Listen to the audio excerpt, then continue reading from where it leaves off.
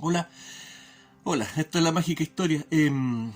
Ah, Hay harto ruido de fondo porque están haciendo un cambio de techo de acá enfrente.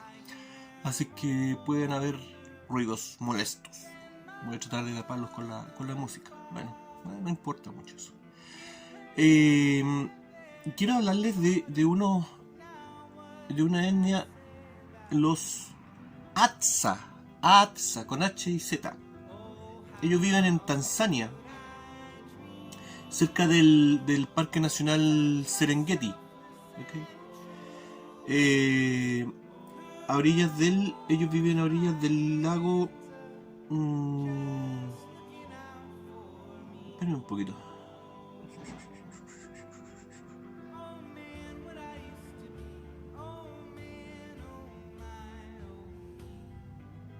Lago Eyasi. En una zona llamada Atzalan.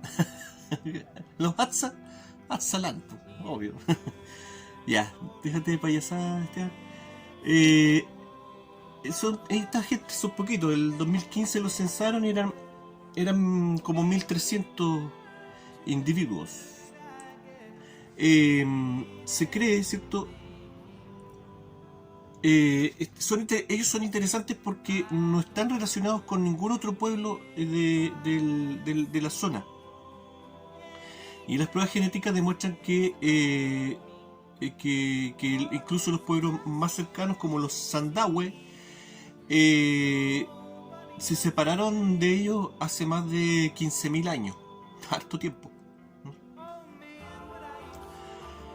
Y que tienen alguna mezcla con los bantúes. ¿Ok? Ya. Se les considera descendientes de la población aborigen cazadora. Eh, y no se conoce algún dato que dé a entender que hayan llegado de otro lugar. Y su forma de vida ha permanecido inalterable, algo que es muy escaso en este tiempo, ¿cierto? Que, que, las- que los grupos étnicos mantengan su cultura original es muy, muy raro. Eh,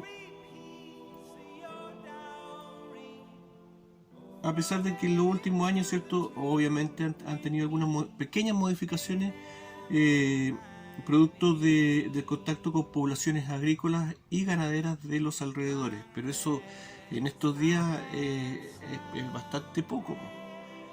Eh,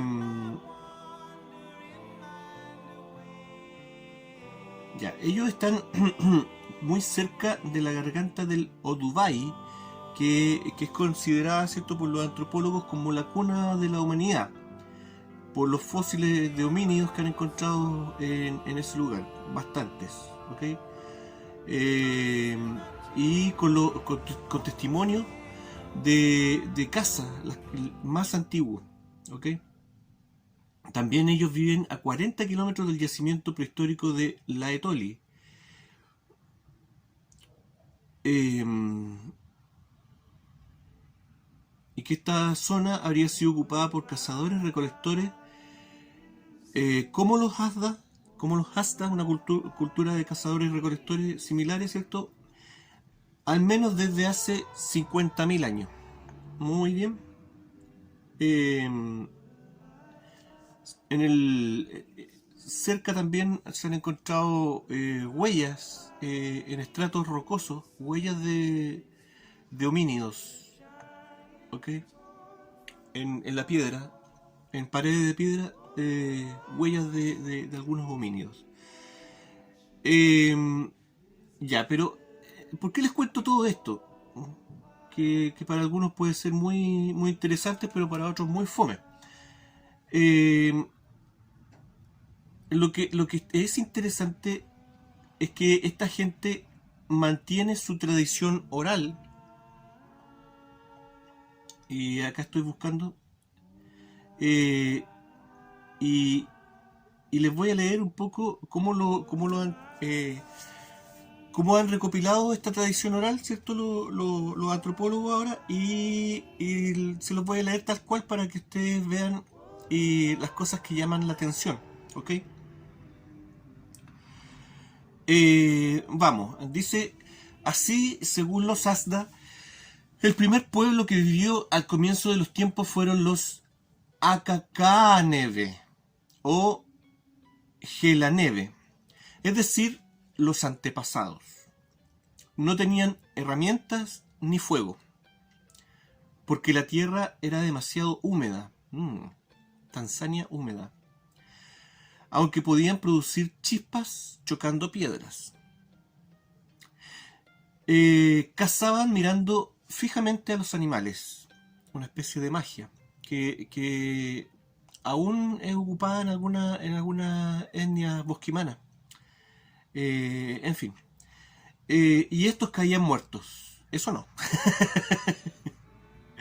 Pero sí en algunas tradiciones africanas, en algunos festivales, aparecen estos chamanes medio raros, vestidos que no se les puede ver, y que son capaces de matar animales con solo mandarle una mala energía. Eso ha sido graficado en documentales. En fin. Cazaban mirando fijamente a los animales y estos caían muertos. Eran gigantes, peludos, que comían la carne cruda y dormían bajo los árboles porque no construían casas, tampoco tenían armas. ¿Ok? En la segunda época, los Acacaneve son sucedidos por Tlatlaneve, también gigantes pero sin pelo. Ya sabían ya sabían cómo hacer fuego, gracias a que la tierra se secó, y lo usaban para cocinar la carne. En esta época los animales se habían vuelto más cautelosos y huían de los seres humanos, por lo que debían ayudarse de perros para perseguirlos y cazarlos. Los Tlatlaneve fueron los primeros en usar medicinas y amuletos. Y vivían en cuevas. Es bastante gráfica la tradición oral de estas personas. Además empezaron a adorar a un ser llamado Epeme. La tercera época es la de los Amakwabe, ya más pequeños que sus antepasados. Estos inventaron el arco y la flecha, los recipientes para cocinar y las casas similares a las actuales de los Hadza. Fueron los primeros en tener contacto con otros pueblos que no se dedicaban a la recolección, agricultores, cazadores, ¿cierto? Seminómadas, perdón.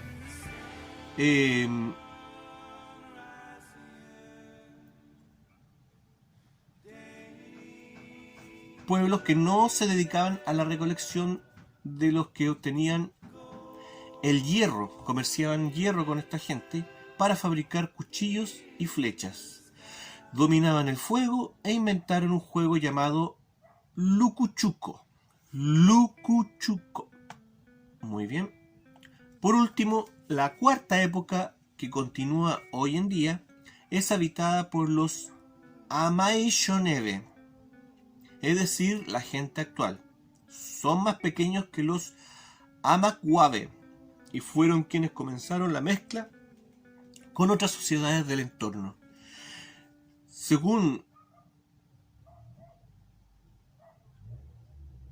sacan la conclusión, ¿cierto?, de que estas tradiciones orales de los Hadza revelan muchos elementos de continuidad y cambio, no solo en las décadas recientes, sino también desde el mismo comienzo de la existencia humana. ¿Qué me dicen ustedes? Bastante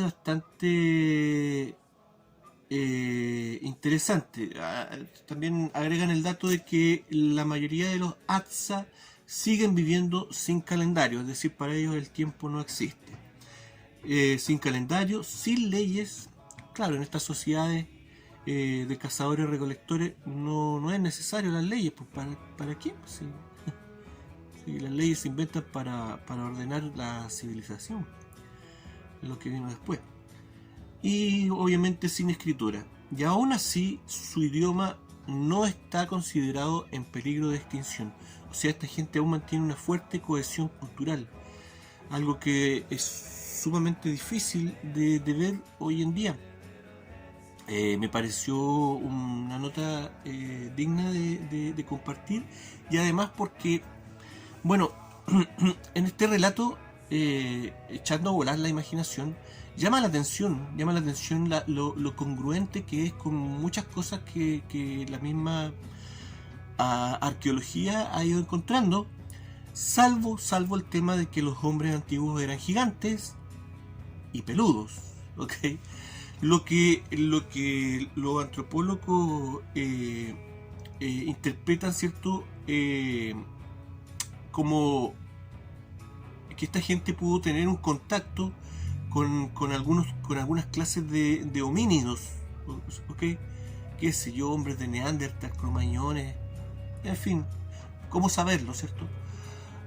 Pero salta aquí una duda, porque aquí hay una cosa, que este relato es un relato continuo, ¿ok? Entonces, si ellos hablan de seres peludos, homínidos peludos, quedan solamente dos alternativas. O esta gente, esta etnia es mucho más antigua de lo que se cree, o bien estos homínidos peludos no se extinguieron hace tanto tiempo como la antropología cree, ¿ok? Y en eso me hace pensar, me hace retomar la idea. Aquí estamos elucubrando, si esto es para echar a volar la imaginación y pensar un poco, nada más, ¿ok? Obviamente si alguien está muy apegado al relato estricto, digamos, obviamente este video es una ridiculez, pero en fin, siempre digo, aún tenemos el derecho a pensar, porque esta tradición, ¿cierto?, se une a otros relatos de hombres peludos y encontrados recientemente en la historia, recientemente entre comillas, ¿cierto?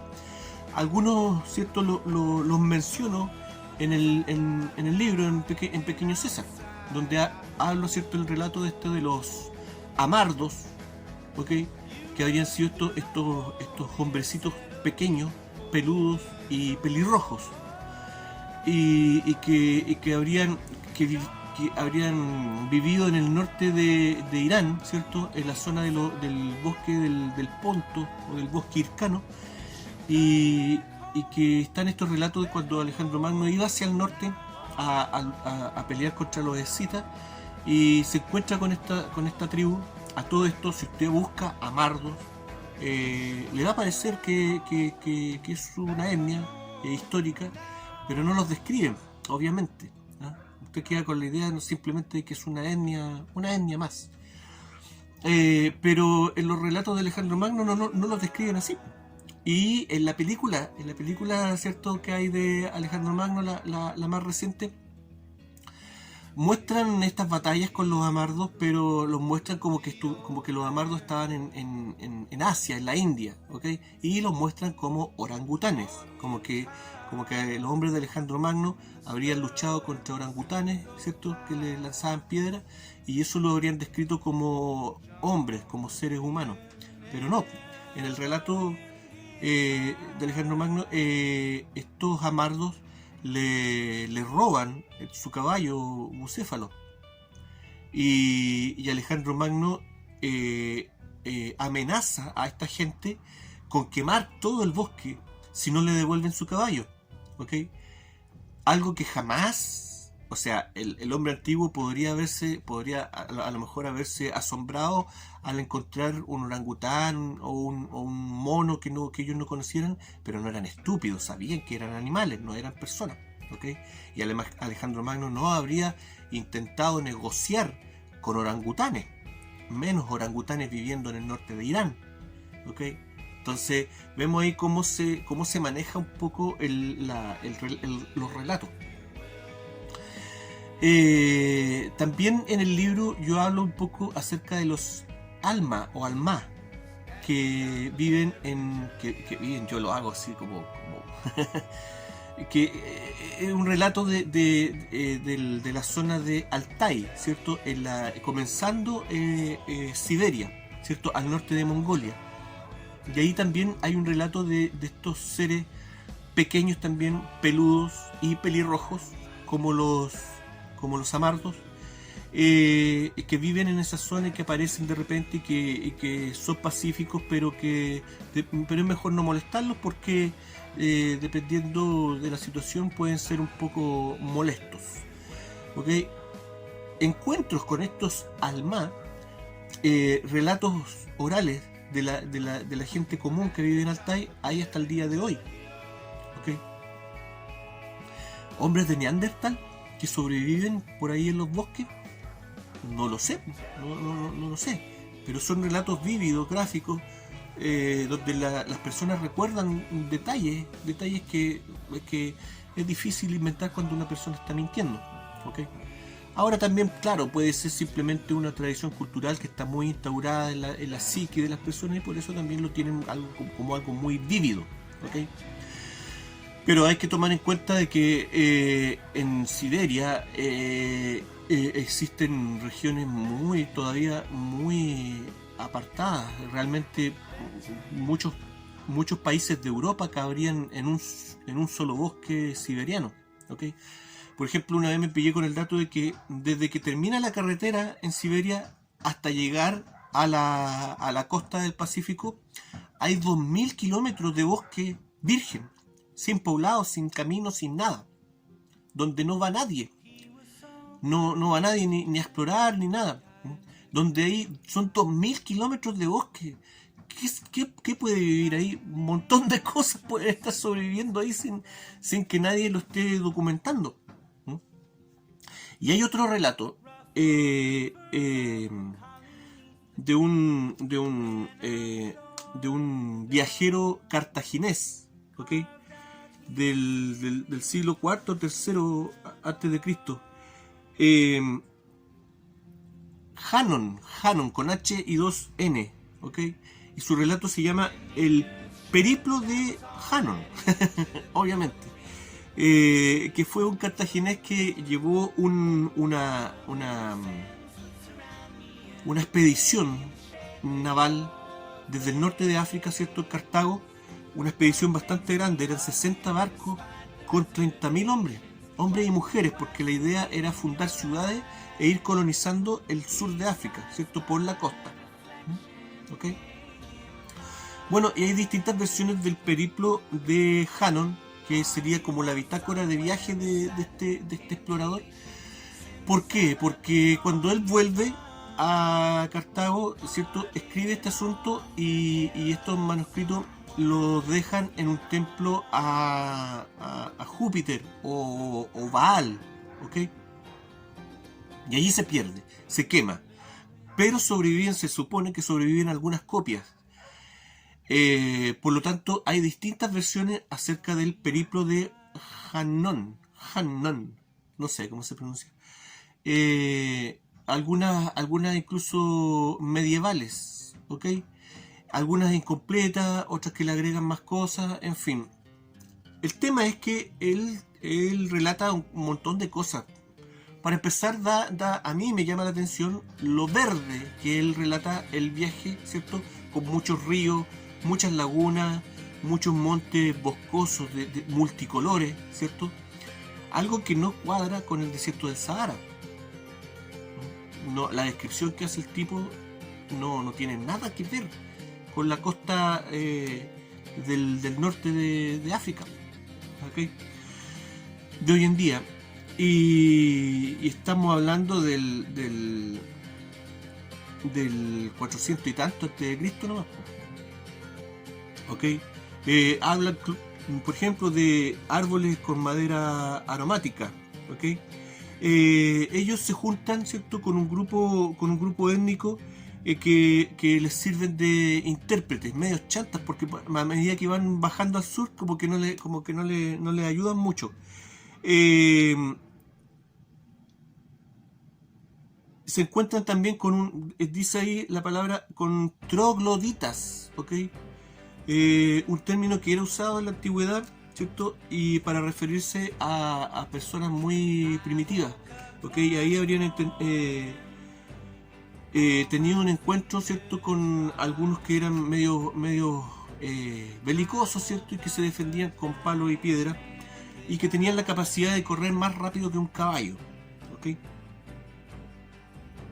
También tienen un encuentro con una tribu que ellos denominaron los sataspes, eh, hombres pequeños, que obviamente hoy en día los asocian a los pigmeos, pero no tenemos una descripción gráfica de cómo eran estos hombres pequeños.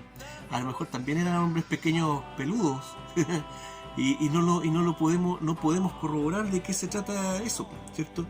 En fin, lo más importante de esto es que el tipo relata que en una isla que estaba dentro de un lago, y al centro de ese lago había otra isla con otro lago, fueron a explorar ellos, todo muy verde, muy boscoso, se internaron en un gran río. Nuevamente, esa descripción no pertenece a lo que es el África desértica de hoy en día. Se supone que esta expedición no llegó al sur de África, ¿okay? Pero bueno, en ese momento ellos se encuentran con unos humanoides que él denomina como gorilas, ¿okay? Y de ahí se emplea la palabra gorilas, ¿ah? Hay algunos datos, por ejemplo, que hay una tribu, la tribu Fula o Fulani de África Occidental, que tienen el término gorco para hombre y gorel para hombrecito, pequeño, ¿ok? Y algunos creen que de ahí vendría el término gorilas, ¿ok? Que fue un término que le dieron los traductores que ellos habían encontrado. Bueno, se supone que también tienen un encuentro más o menos violento con esta gente, y finalmente Hannon, que venía con su gente y ya había fundado algunas ciudades,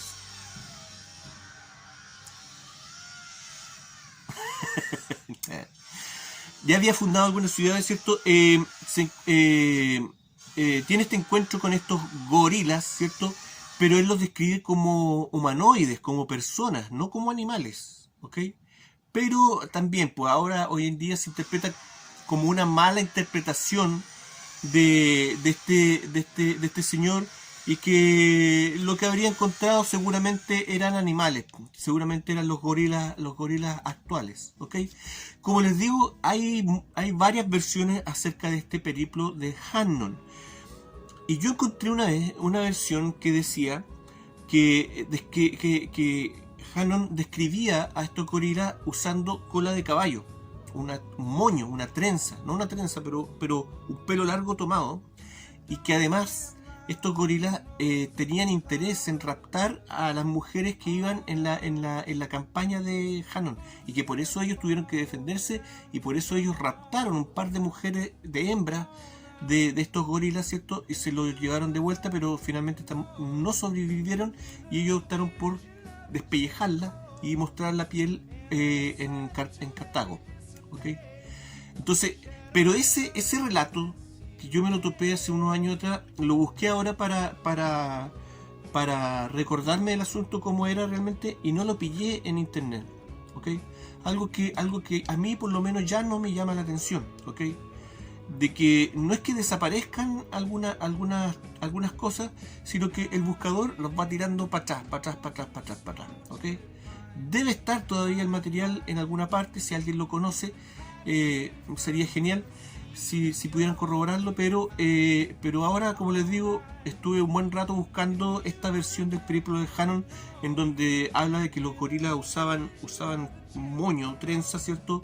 Y estaban interesados en raptar las mujeres del grupo de él, y algo que da a entender claramente que no eran animales, que no eran gorilas actuales. pero no lo encontré, y tampoco no me voy a pasar todo el día buscando buscando ese dato simplemente para tener el gusto de decir no estaba loco, ¿me entienden? Me da lo mismo, porque ya a esta altura esto ya está pasando de forma bastante reiterada. Internet obviamente no es lo que era hace 10 años atrás. E insisto, no es que desaparezca la información, pero los buscadores lo tiran en la página 1315, ¿me entiendes? Así son las cosas, pero lo importante de esto es que hay relatos. También hay relatos. Una vez vi un video, no lo busqué ahora, pero vi un video una vez de un muchacho que hablaba de un monasterio en el sur de España, donde habían esculturas también de cartagineses, y habían también unos bustos de distintas razas del norte de África, y habían unos que eran bastante poco humanos y más cercanos como a un mono, ¿ok? Pero una cosa intermedia, un homínido, ¿ok? ¿De dónde se habrán inspirado estas personas para hacer un busto de esas características? No sé, pero se juntan relatos. También hay un relato de algún homínido que vive en la zona de Pakistán y que está en la cultura de todas estas etnias media caucásicas que viven ahí en Pakistán. Ay, se me va, me da raya, pero lo voy a anotar. Y había un tipo que estaba investigando ese asunto, pero el tipo murió lamentablemente en un conflicto reciente ahí en esa zona que fronteriza ahí con la India, con Afganistán, perdón. Así que, y eso es bastante reciente, así que ahí también hay otra alternativa de otro relato de criaturas homínidas que estarían viviendo, existiendo hasta el día de hoy, ¿ok? En fin, nos cuentan una historia, nos arman todo un aparatito, todo bien armadito, todo limpio, todo ok, y yo que me alegro, pero todo esto está lleno de baches, ¿ok? Y si uno se dedica a buscar, a hurguetear por ahí, lamento lo poco preciso que soy en estos videos, pero la idea es simplemente esa, despertar el interés, ¿cierto? Por ver estos baches que hay en la historia, en la arqueología, que nos hablan de un mundo en el pasado distinto, ¿cierto? Con antepasados gigantes, aún recordados por algunos pueblos, con hombrecillos peludos, con homínidos que aparecen tímidamente en la historia y en la cultura popular, ¿cierto? En las tradiciones hasta el día de hoy, dándonos a entender de que la realidad, por lo menos, muchas cositas, muchos detalles, si vas juntando una cosa con la otra, puede ser bastante distinta a lo que aparece en el History o en el Nat Geo, en fin. Les dejo ahí el interés, la curiosidad, a lo mejor. Si no, no, pues.